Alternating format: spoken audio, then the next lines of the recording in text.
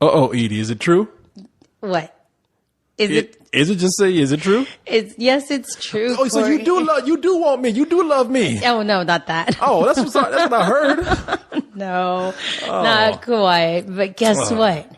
There's a romantic comedy that you do not like. I don't Oh my God, believe this. you could read my mind. It was as predictable as a movie. Oh my God. The apocalypse is coming, Edie. I know. And you know how much I love romantic comedies. I know, a little bit too much, I would say. I know. And this one, God, I could not believe it because I was looking forward to seeing this movie so bad. I gave up the screening of Iron Man to go see this movie. I know. Are you crazy? I know. I was tried thinking, to warn you. I know. Well, you know what I was thinking? I was like, oh, okay, I can see Iron Man later. This is one screening for this. Let me go see this one because I wanted to see it. This is like the big summer romantic comedy, wonderful and you are a chick, and this is a chick flick. Yes. At least last time I turned you over, you look like a chick. So yes, I'm still a chick. Okay. But I didn't like this movie at all. Okay, now you said that it was predictable. Is that the problem? That's the main problem with this script. I mean, well, the acting wasn't that bad. The actors did the best they could with what the information they had, but it was so predictable. And I know romantic comedies are predictable. Yes. You usually know what's going to happen. Mm-hmm. And I don't think I'm going to give anything away by saying, boy meets girl, boy loses girl, boy gets girl in the end. So at the end, what you're saying is that Patrick Dempsey dies. It wasn't that movie. Okay. That was another one. Now, let me see if I got this movie right. You say it's predictable. It might be so predictable that even I have not seen the movie. Yes, you haven't even seen the movie, and I bet you anything, you can guess everything that happens in this movie. Okay, let's try that. Let's try it. I bet you $10 you can guess it all. Okay, I'll take that bet. Okay, let's see. Okay. Now, in this movie, we have Patrick Dempsey. Correct. He's a player. Player. He can go out and, not just a player, but player. I mean, even down to the rules where he has rules that he has to follow for girls, like a 24-hour rule, no back-to-backs, Wait a minute. What's back-to-back? I love that position. I know. It's not a sexual position. Oh, what's back-to-back? Back-to-back means you can't see a girl on Tuesday and see her Wednesday. Oh, no, 2 executive nights, days in a row. But you can see her Saturday and Sunday because that's 2 different weeks. You talk about these rules like they're bad. I kind of like these. I know. It's from the Korey handbook. Oh, yes, okay, yeah. But you're a player too, so I think he stole my book. He got these rules from me. He owes me some money. So so we established that he's a player. He's a player. Now, he can go out and get any girl he wants easy, but he has that one girl that's a friend of his. Now, in the rap community, now let me say, I can't even talk. In the rap community, they call this a bottom bitch. No, that's mean. And in this movie, where did they come up with that term? I've never heard that before. I didn't make it up. You're looking at getting mad at me like I said. I'm not one, so I wouldn't know the term.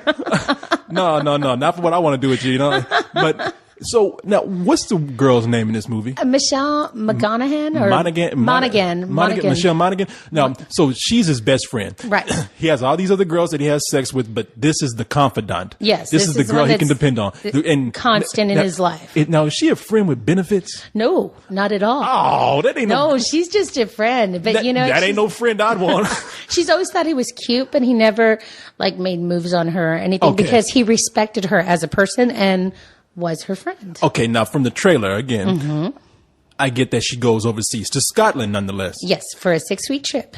And while she's gone, he starts thinking, damn, I really miss her. Yeah, he was like, how can I live without you? I want her. Yes. And so she comes back and she's gone over there and got herself a nice, handsome Scottish guy. Yes, Mr. Right, Mr. Perfect on paper. Everything, he's a duke. He has 5 different castles. A duke? He's a duke, yes. He's bullshitting her. He ain't no duke. No, he is actually. In the movie he is. He has all these castles. There's no such thing as a duke these days. Yeah, well, in Scotland there is. That's because you're not in Scotland. What is he, a Marmaduke? No, not quite a dog, but he's Mr. Perfect. He's Mr. Perfect. Yeah, he even has one of his friends check him out to see if there's anything bad about him. Well, what does he want with her? Well, he falls in love with her. Okay, because she is the perfect girl. But she's smart, she's intelligent, she's beautiful, and but she don't look like Duke material to me. But well, but okay, now so she nabs herself a Duke, and of course she's gonna say, "I'm gonna marry this dude. I ain't letting this one go." After knowing him for like only 4 weeks, they said they're gonna get married. Hey, you got to seal that deal as quick as you can. What you talking about? Let me find a Duke. I'm gonna marry him too. But no, so she comes back. I'll marry the Burger King if I. But okay, so she comes back with this Duke, which I still don't believe it. I think he's pulling some game on her. But okay, so she comes back now. He gets all jealous. And he says, "Now I really am in love with her, especially since I can't have her." Yeah, because when she was gone, he realizes, like, without her there's something missing in his life, and he realizes Mr. Player wants to settle down and make love to her and marry her and be with her because he can't live without her. Look at you all, Gideon. Yeah, he's missing that vagina he never had. The one that got away, he has to have that one more. This dude's about to ruin his life trying to go after that one piece he never had. But of course, now as is typical of all romantic comedies, he has to stop the wedding. Yes. And he does everything he can. And I'm even going to go on a limb here and say, now I hate to ruin this for anybody here, but I'm even going to say that he does stop the wedding, and on top of that, he gets with her. Oh my God, Corey, you owe me $10. Wait a minute, I thought I was getting the $10. No, I said I bet you $10 you can predict the plot, and you did. Oh, that's so dirty trick. I thought I was gonna get the $10, and you said you were gonna give me a lap dance too. I said no. I need a lap dance to ungay myself after that plot. You forgot the one part in it, though. What? Well, no, you didn't forget anything. You didn't forget anything, because then I would owe you $10. What did I forget? Okay, I didn't forget anything. No, okay. No, you forgot. She asked him to be the maid of honor. Oh, well, that's the title of the movie. Everybody knows that. That's so stupid. Get out of here. That was the whole thing. He has to be in the wedding so that he can stop the wedding. Okay. All right. This sounds... Okay, now... This sounds like another movie out there. It sounds just like, and tell me if I'm wrong. My best friend's wedding. With the man being the maid of honor trying to stop the wedding. Who was the one in that movie? That was a girl, Will and Grace. What's her name? No, oh my God! Yeah, what are you, Will and Grace? Not Will and Grace. Julia Roberts. Yeah. Okay, I'm sorry. Grace. What the hell? I'm thinking of the other one, The Wedding Date. You know. Okay, I don't know what the hell you're thinking. I've seen too many romantic comedies. Okay, so it sounds like that movie, that Julia Roberts movie. Yes. And except this one sounds not as good. No, it's like My Best Friend's Wedding mixed with Sweet Home Alabama with My Big Fat Scottish Wedding. My big fat Scottish wedding. Aren't they all big and fat Scottish weddings? You know, because you learn a lot about the Scottish tradition in this movie. You know, I don't want to know about the Scottish tradition. All I know is all their wedding plans. They have some really messed up plans. All I know about the Scottish people is that they make good paper towels and they wear skirts. And so maybe that's why she wants him to be his maid of honor, because he's going to be in a skirt anyway. In a kilt. Yeah. There's actually one funny scene. That ain't no kilt. They try to put a proper name on it. No, but speaking of kilts, that was probably one of the only funny parts in it, because, you know, they, like, at the very beginning of the movie, they make fun of this guy that has the shorts guy. I think I know that guy. Yeah. We don't like him either. You go to a basketball court and there's always this guy with the shortest shorts, and you never want him to play with you, you know, because he's usually the dork. Yeah, you don't want nobody playing with you in shorts. And especially if it's a guy. So when he goes to Scotland and they have like these manly wars or whatever to try and win the heart of the girl, you know, you have to go through all these like throwing trees and, you know, shot puts and all that stuff. No, they put him in a short skirt, a short kilt. He wears a short kilt, so he becomes... That's a mini skirt. That ain't no short. He becomes a short kilt guy. They should have gave him a purse and made his ass walk 12th Avenue. But in all honesty, and put him in some high heels. Yeah. But okay, Edie. But in all seriousness, this movie, you know, and like I said, I love romantic comedies. Yeah, and you said that. This one is just, it falters on so many levels. Like what? Well, you know, it becomes so predictable that you don't even start to care for the characters anymore. I mean, you can almost predict what they're going to say, what's going to happen, everything in the movie. So just not the plot. You predict every joke. every one-liner, like the short shorts to the short kilt. You saw that coming. Oh, really? So... Yeah. A lot of people like predictability, but it just didn't work here. It doesn't work here. It doesn't flow. I mean, it gets to the point where it's boring. Like after the first 20 minutes of the movie, I seriously wanted to get up and walk out and go meet you guys on the other side of the theater and watch the rest of Iron Man. But you hung in there. I hung in there because, this is what I do, and I do it for you guys. I admire your stupidity. I mean, I admire your dedication. You know what? Okay, but you know what? The cast here was really good. Mm-hmm. They just had a weak script.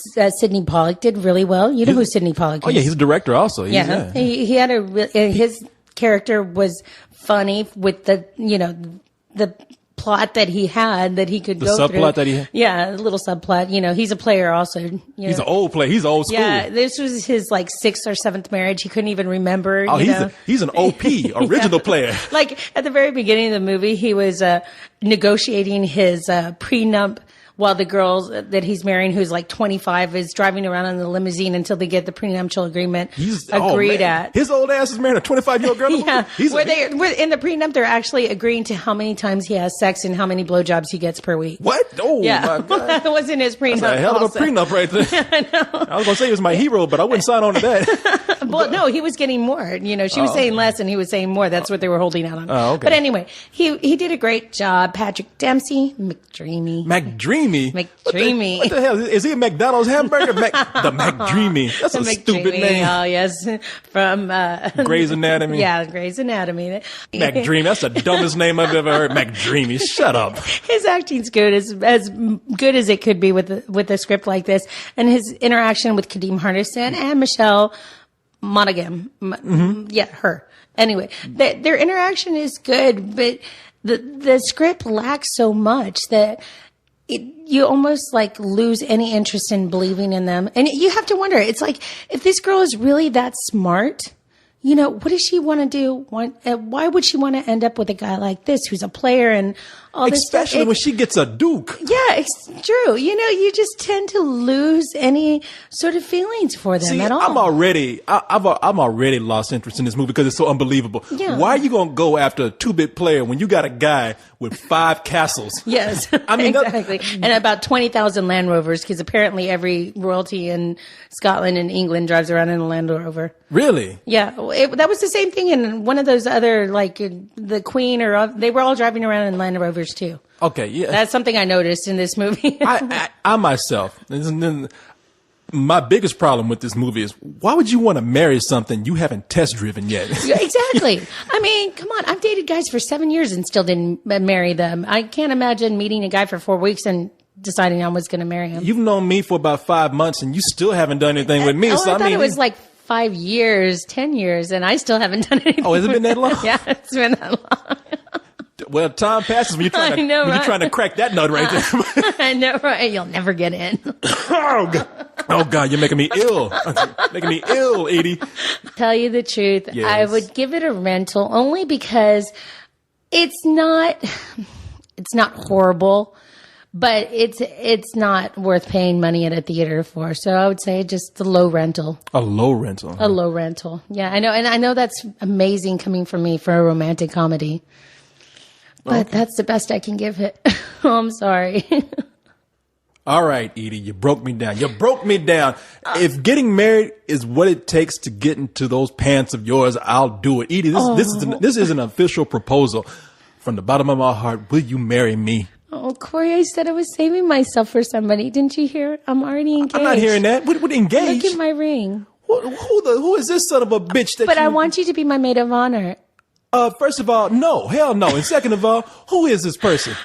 I don't know how to tell you this, but me and the co-host are getting married. What? Once you go machine, you can never go back. The stupidest.